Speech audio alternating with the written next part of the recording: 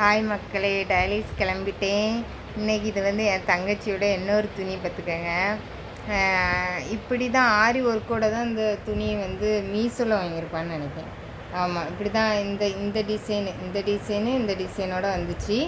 தைக்கிறவங்க இந்த ஆரி ஒர்க்கை வச்சு ஒட்டுனால வச்சு தானே தைக்கணும். ஆனால் அப்படி தைக்காமல் அதில் மிஷின் பட்டா இது நீடில் உடஞ்சிரும்ன்ட்டு இப்படி கேப் விட்டு தைச்சிட்டாவ. அது கொஞ்சம் அசிங்கமாக இருந்த மாதிரி இருந்துச்சு.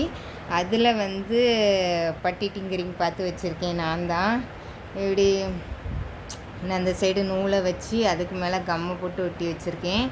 நூலால் ஊசி நூலால் ஒவ்வொரு நீடியில் அங்கங்கே அப்படி இப்படி வச்சு அவளுக்கு பண்ணி கொடுத்தேன்.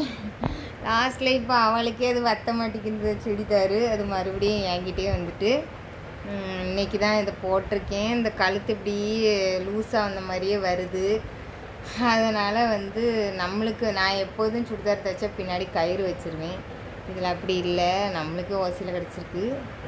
அதான் பாருங்கள் மக்களே, இப்படி அங்கங்கே பாப்பாவுக்கும் பட்டுப்பாடை வாங்கினேன்னா ஆரி ஒர்க்கு கொஞ்சம் தெரிகிறனால அங்கங்கே பட்டி டிங்கரிங் பார்த்து விட்ருவேன். அதே மாதிரி அவளுக்கும் பண்ணி கொடுத்தேன். இப்போ அவளுக்கு பத்தலை இந்த ட்ரெஸ்ஸு. அதனால் எனக்கு எனக்கு கரெக்டாக இருக்குது. எல்லாருக்கும் அக்காட்ட இருந்து ட்ரெஸ்ஸு போகும். ஆனால் எனக்கு அப்படியே ஆப்போசிட்டு தங்கச்சிக்கிட்ட இருந்து நான் வாங்கிட்டு கிடைக்கேன்.